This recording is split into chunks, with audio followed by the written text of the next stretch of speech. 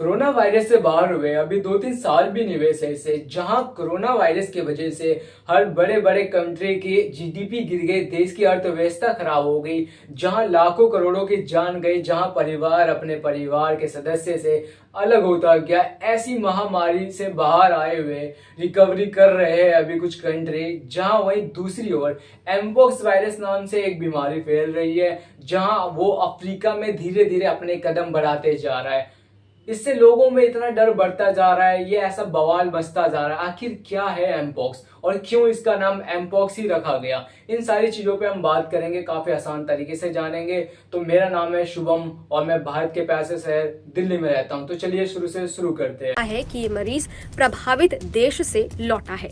Corona virus के बाद monkey pox कई देशों में तेजी से फैल रहा है, जिसने दुनिया की टेंशन बढ़ा दी है।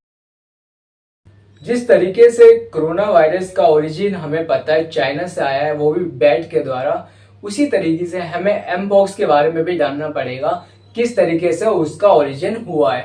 अगर हम बात करें 1958 में डेनमार्क में साइंटिस्ट के द्वारा रिसर्च कर रहे थे, जब वो एनिमल्स में उसमें जब उन्होंने मंकी पे रिसर्च किया तब ये वायरस पाया गया। इसीलिए इसका नाम एमपॉक्स रखा है। एम जिसका मतलब मंकी से, इसलिए इसे एमपॉक्स कहते हैं। वही जो एनिमल से धीरे धीरे करते हुए 1970 में सबसे पहले एज अ ह्यूमन बॉडी में पाया गया डीआरसी के कंट्री में, अफ्रीकन कॉन्टिनेंट में DRC, democratic Republic of Congo, जहां पे 6 ऐसे मेंबर्स थे जो अनवैक्सीनेटेड थे, मतलब जिन्हें वैक्सीन नहीं लगी थी। और उसमें से एक लड़का था जो 9 महीने का था, जो कि पहले से स्मॉल पॉक्स से सफर कर रहा था। इसलिए उसकी बॉडी में ये सबसे पहले एमपॉक्स पाया गया, क्योंकि जो एमपॉक्स होता है वो स्मॉल पॉक्स से रिलेटेड वायरस की फैमिली से ही बिलोंग करता है। तो इस चीज के बारे में हम आगे बात करेंगे। वहीं धीरे धीरे करते हुए 1980 से 1986 तक में 300 प्लस केसेस बढ़ते गए। अफ्रीका में धीरे धीरे ये फैलता गया, डीआरसी में ही ये 300 प्लस केसेस बढ़ गए। ऐसा इसलिए हुआ क्योंकि ये एनिमल से एज अ ह्यूमन ट्रेवल इसलिए किया क्योंकि ये एनिमल में जैसे गाम्बियन पाउच रेड, डोमरिस, अफ्रीकन स्क्वेरल में पाया जाता था। पर क्या होता था, जो गाम्बियंस पीपल होते हैं या जो अफ्रीकन पीपल होते हैं, वो इन एनिमल का शिकार करते थे अपने फूड के लिए, अपने खाने के लिए। तो इसलिए इस थ्रू मतलब एनिमल से वो करते हुए ह्यूमन में ट्रेवल किया।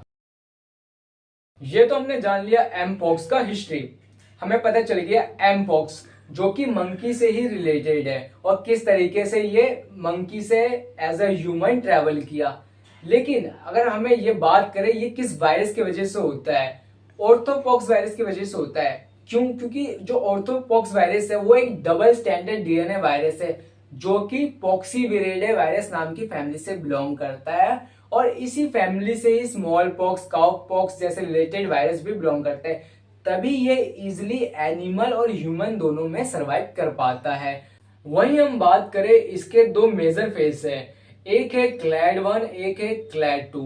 जो क्लैड 1 है वो कंपेयर टू क्लैड 2 काफी डेडली है। उसके केसेस कम निकलते हैं लेकिन काफी डेडली है, जिसको भी निकलते हैं वो ज्यादातर अपनी जान खो देता है एज कंपेयर टू क्लैड 2। ऐसा इसलिए होता है, जैसे कोविड था, कोविड में कोरोना है। अब कोरोना जिसको भी होता है यही कहते हैं या तो पॉजिटिव है, जिसको हुआ है, अगर नहीं हुआ है तो वो नेगेटिव है।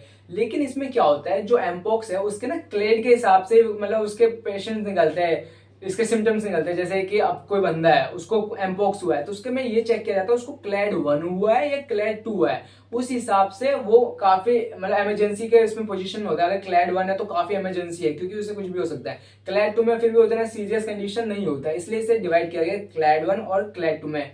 अब हाल ही फिलहाल में क्या हुआ, अप्रैल 2024 में जो क्लैड 1 है उसका भी सब क्लैड पाया गया है, जिसे क्लैड 1A, क्लैड 1B के नाम से रखा गया है। Same as it is clad 2 का भी जो सब क्लैड है उसे डिवाइड किया गया है क्लैड 2A, क्लैड 2B में। इस तरीके से इन्हें डिवाइड किया गया है और इनके जो डिवीजन है वो उनके क्रिटिकल सिचुएशन के हिसाब से रखा गया है। क्लैड 1 का क्या सिचुएशन है, उसमें क्लैड 1A में क्या है, क्लैड 1B में क्या है। Same as it is clad 2 का क्या सिचुएशन है, उसमें क्लैड 2A का क्या है, क्लैड 2B का क्या है। इस तरीके से इसे डिवाइड किया गया है।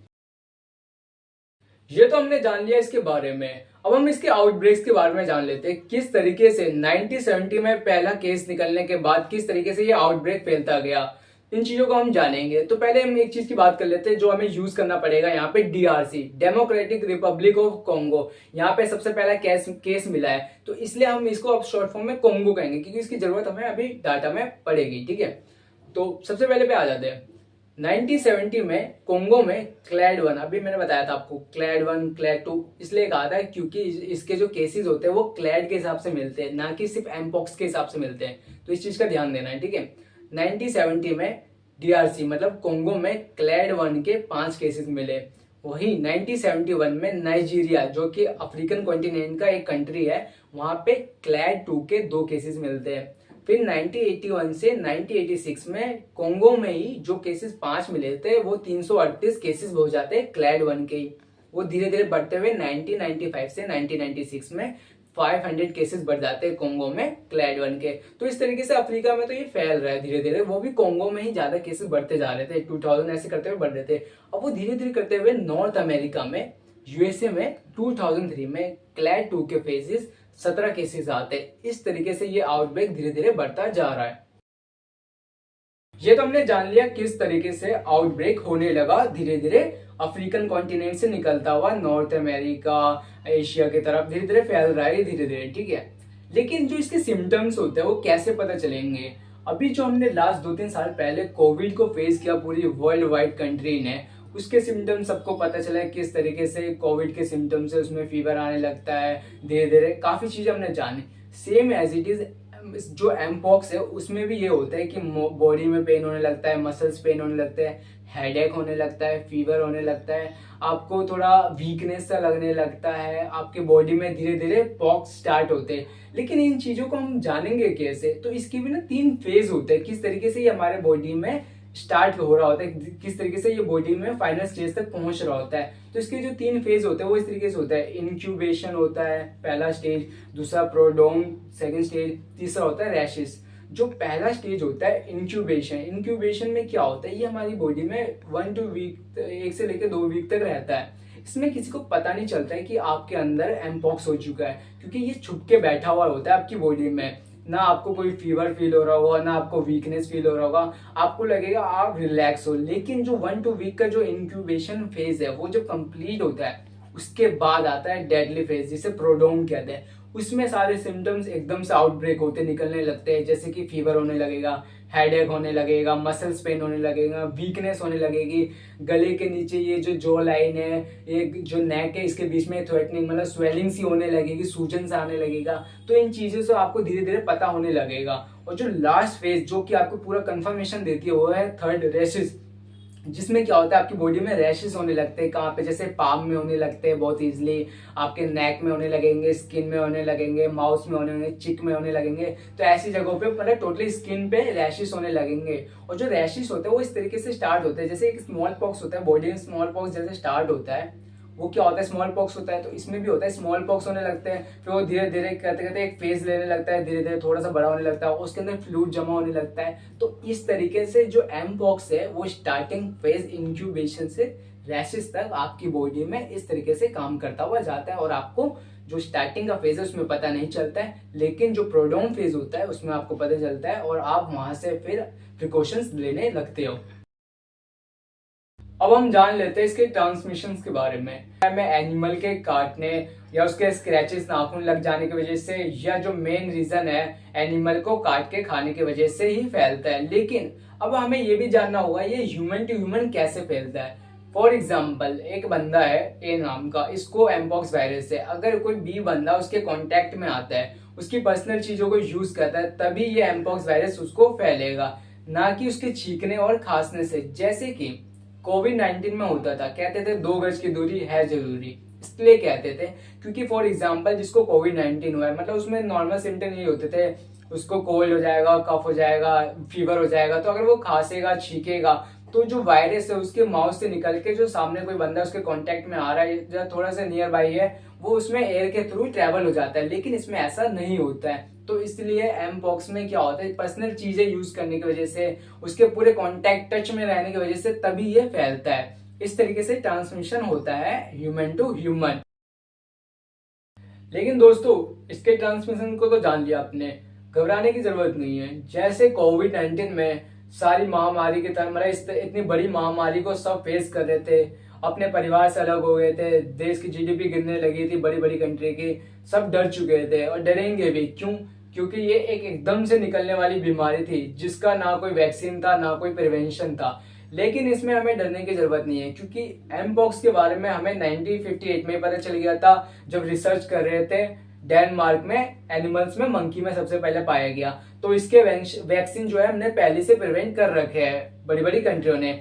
इसके जो वैक्सीन है हमारे पास, एक है MVA-BN vaccine, LC16 vaccine, ACAM2000 vaccine, इस तरीके से नाम से वैक्सीन हमें पहले से है, तो इससे घबराने की जरूरत नहीं है। लेकिन जो सबसे इम्पोर्टेंट थिंग है वो है हमें अपने से प्रिकॉशंस लेने चाहिए।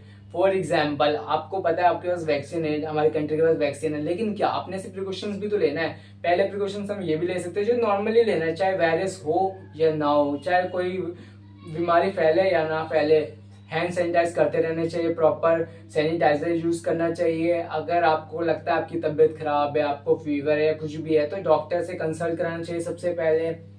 अगर आपको डॉक्टर ने कहा कि आपको ये मतलब कोई प्रॉपर पर्टिकुलर वायरस आपकी बॉडी में, या आपको कोई भी बीमारी है, तो आपको उसी समय अपने आप को क्वारंटीन करना चाहिए जब तक आपको उसका वैक्सीनेशन ना हो जाए। आपको वैक्सीनेशन होगा, कुछ टाइम पीरियड तक क्वारंटीन रहेंगे, तो इससे क्या होगा, आप भी सेफ रहेंगे और ये जो आपके अंदर वायरस है वो फैलेगा नहीं, दूसरों में नहीं फैलेगा। इसलिए कोविड-19 के टाइम भी ज्यादातर हमने इसी चीजों पे ध्यान था, तो इन चीजों से आप अपने आप को प्रिवेंट कर सकते हैं। तो इस तरीके से हम आने वाला जो आउटब्रेक है एमपॉक्स का, उसे रोक सकते हैं और उसे इतने बड़े लेवल पे नहीं जाने दे सकते। तो इन चीजों को ध्यान दें।